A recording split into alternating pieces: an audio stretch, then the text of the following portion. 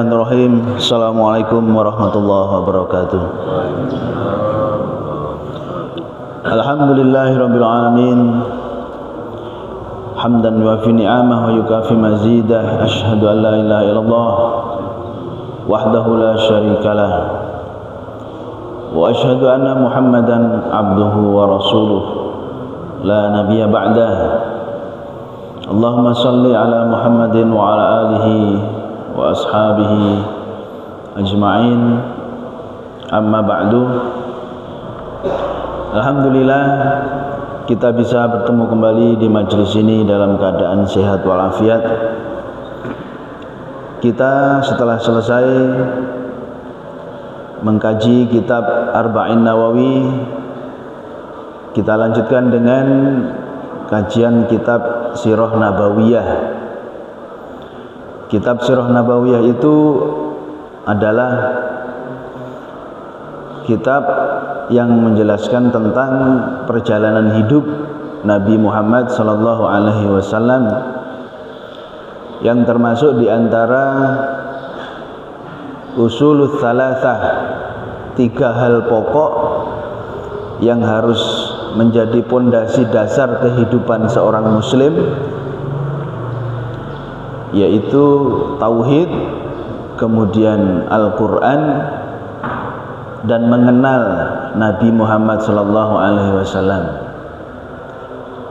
Jadi tiga hal pokok itu harus ada di dalam kehidupan seorang muslim, bahkan menjadi pondasi kehidupannya, sehingga Sirah Nabawiyah itu termasuk di antara ilmu pengetahuan yang wajib untuk diketahui oleh seorang muslim.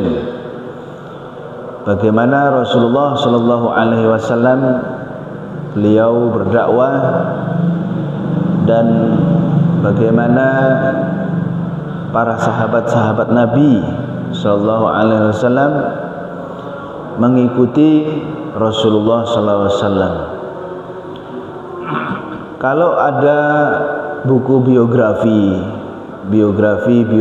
atau buku tentang kehidupan seseorang, maka kalau kita perhatikan tidak ada biografi. Kalau kita katakan sirah itu biografi, maka tidak ada seseorang yang ditulis biografinya sebanyak Nabi Muhammad sallallahu alaihi wasallam.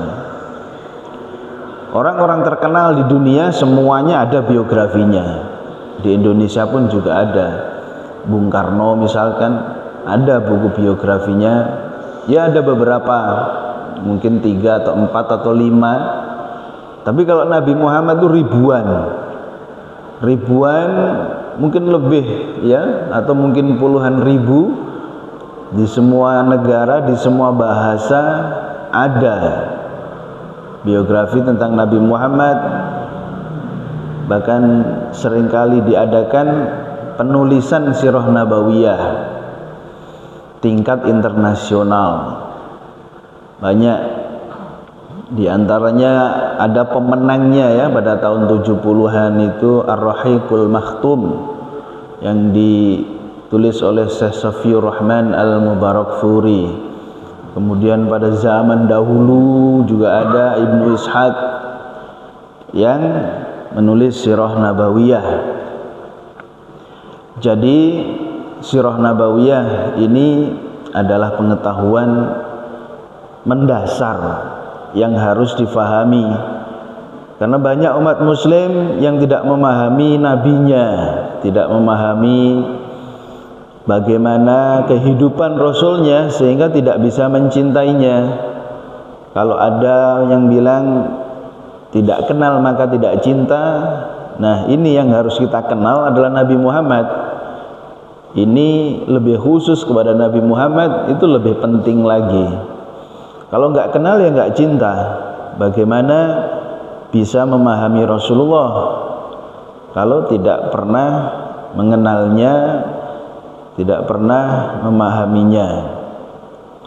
Nah, Sirah Nabawiyah itu diawali dengan bagaimana kehidupan orang Arab terdahulu sebelum datangnya Islam, sebelum Nabi Muhammad diutus untuk menyebarkan agama Islam.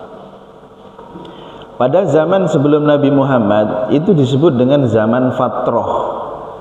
Zaman fatrah itu adalah zaman di mana tidak ada nabi. Jadi nabi sebelum Nabi Muhammad itu adalah Nabi Ismail alaihissalam.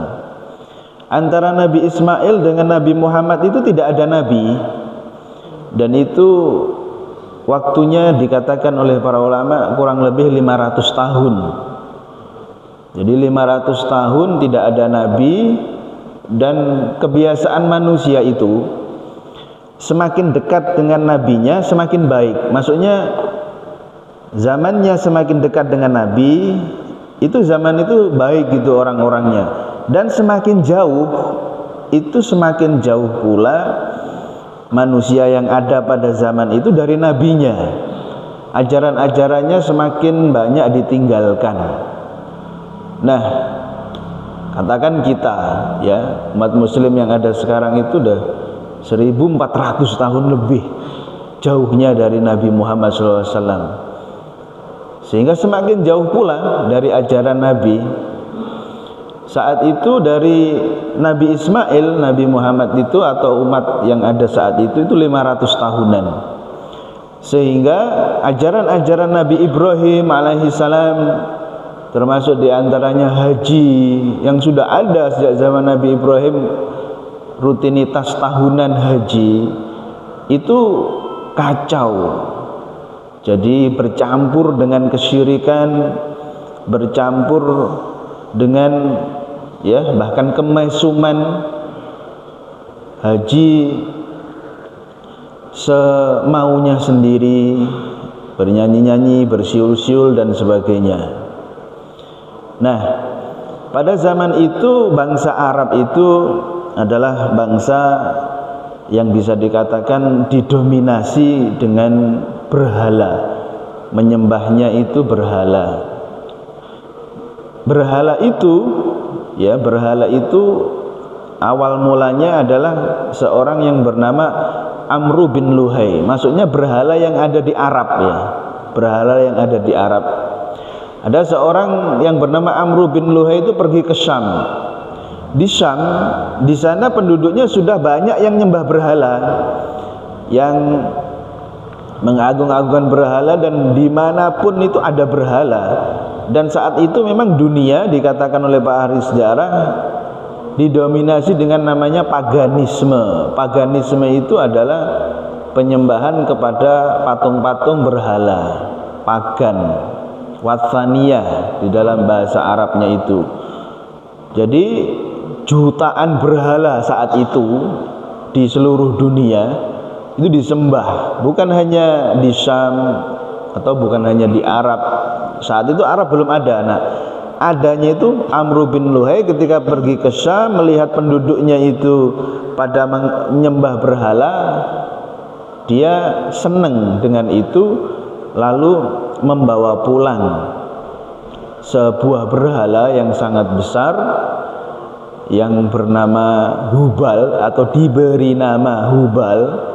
Itu menjadi berhala pertama yang ada di Arab, dan itu sebenarnya lama sebelum Nabi Muhammad lahir, ya.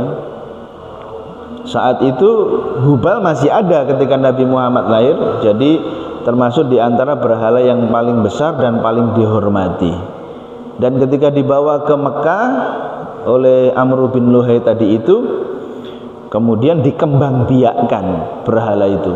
Jadinya tambah banyak, ada yang pekerjaannya bikin berhala seperti bapaknya Nabi Ibrahim zaman dahulu, sehingga tiap rumah ada berhala, bahkan di kamar-kamar ada berhala. Jadi berhalanya macam-macam, ada yang besar sekali, ada yang besar, ada yang sedang, ada yang kecil, ada yang sebesar HP gitu, ya, jadi bisa dimasukkan ke dalam saku.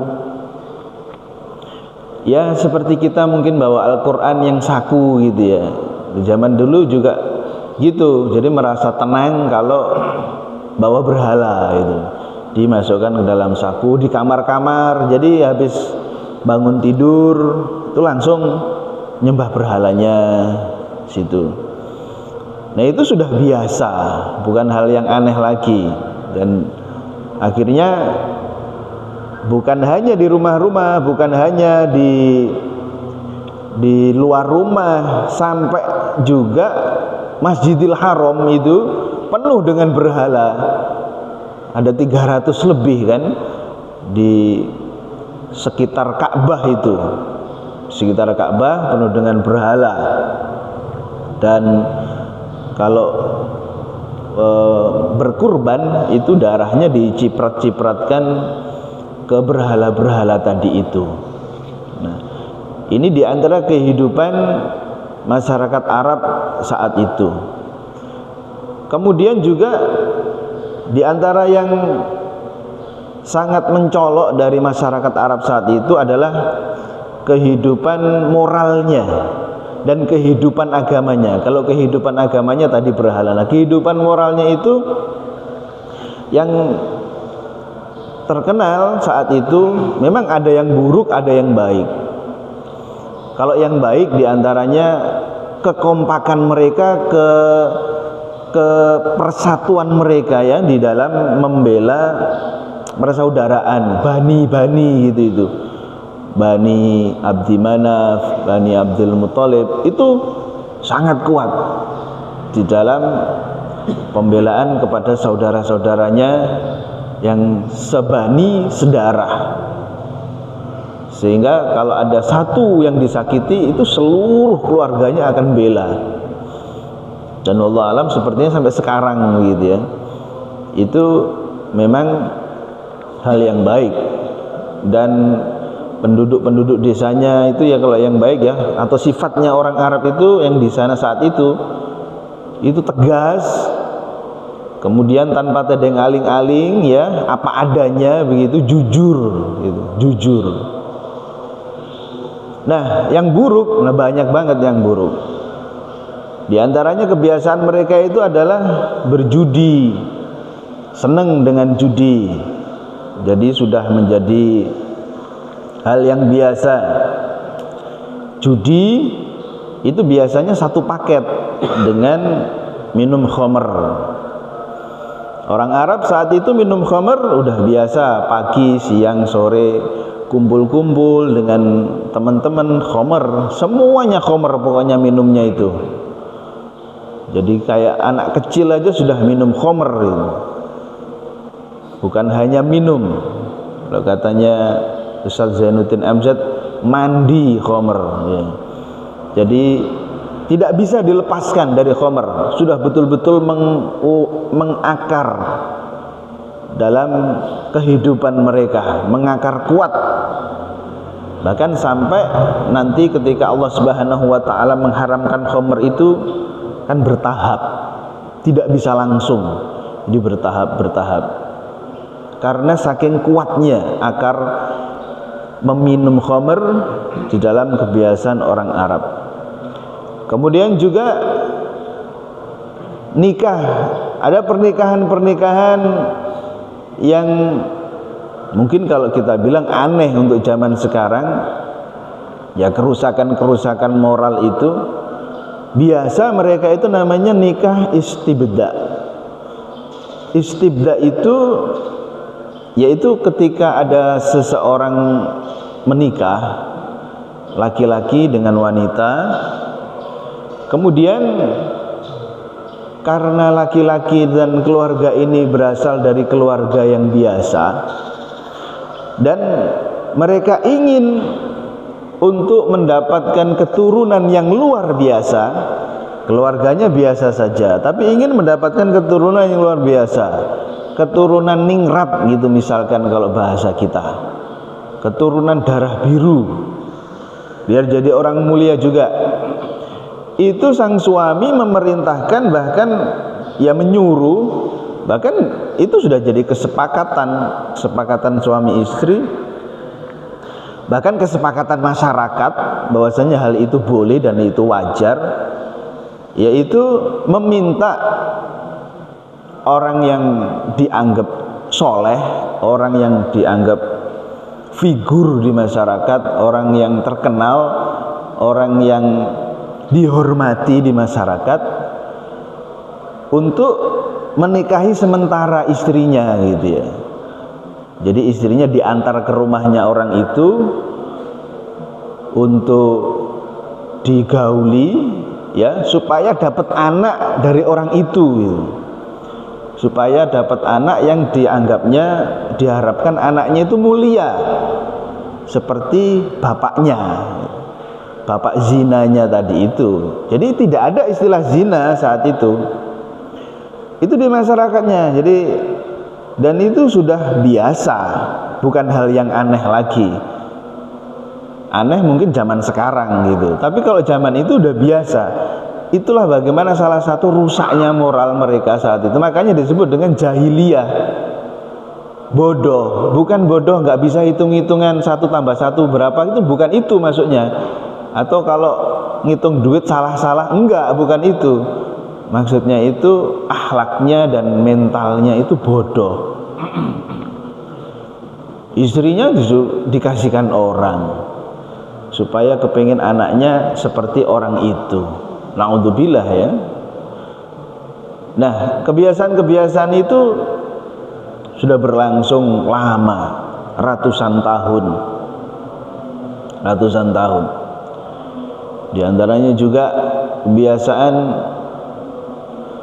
ya, mohon maaf, ketika habis nikah gitu itu, terus kemudian walimahan itu, tamu-tamu itu pada belum pulang sampai malam. Itu udah malam, terus kemudian dari kamar pengantin itu, wah, ada berteriak senang berhasil begitu ya, lalu melemparkan dari dalam kamar itu tisu putih yang sudah ada bercak darahnya.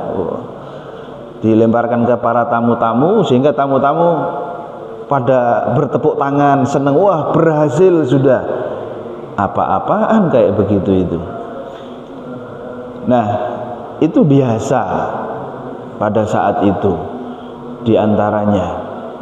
Jadi bukti, wah ini berarti laki-laki bener ini ya gitu. Jadi barulah para tamu-tamu tadi itu pulang gitu. Karena memang sudah benar ini ada laki-laki sesungguhnya. Na'udzubillah. Ya, kemudian kebiasaan mereka juga yang mungkin kita sudah tahu, yaitu mengubur dan tidak suka dengan anak perempuan. Benci sekali dengan anak wanita, anak perempuan. Bahkan dikuburkan. Disebutkan oleh Allah Subhanahu wa ta'ala dalam surat An-Nahl ayat 58 sampai 59, wa idh busyira ahadukum bil untha dhalla wajhuhu muswaddan wa huwa kadhim. Apabila mereka itu diberitahu bahwasanya anaknya lahir, bukannya seneng, anaknya lahir wanita, itu kan ditunggu-tunggu. Dulu kan tidak ada apa itu yang di istilah kedokteran itu, terus sebelum lahir sudah diketahui jenis kelaminnya itu ya, USG. Nah, enggak, dulu kan enggak ada itu. Jadi nunggu juga bapaknya itu, nunggu lahirnya kapan gitu. Kita udah mau lahiran dikasih tahu, anakmu wanita. Dhalla wajhuhu muswadda wa huwa kadhim. Wajahnya langsung merah padam karena marah. Merah padam kata Allah Subhanahu wa taala. Sambil marah, kadhim yatawara minal qaum min su'i ma busyira bih. Ini menyelinap ke belakang diam-diam, itu pergi gitu ya. Orang-orang kan pada kumpul di sini, diam-diam dia pergi gitu. Pergi malu pada orang-orang yang ada karena anaknya perempuan. Terus mikir dia, ayumsikuhu ala hunin am yadussuhu fit turab. Mikir dia, ini apa saya rawati tapi sambil menanggung malu seumur hidup, atau tak benamkan saja ya ke dalam tanah, tak kubur saja ke dalam tanah. Ala sa'a ma yahkumun, kata Allah Subhanahu wa taala, alangkah jeleknya pikiran mereka itu.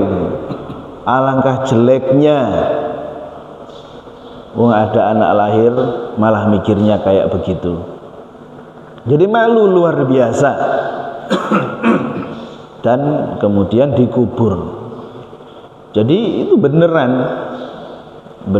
bahwasanya pada zaman dahulu bayi-bayi perempuan yang lahir itu banyak dikubur hidup-hidup oleh bapaknya sendiri karena malu yang amat sangat.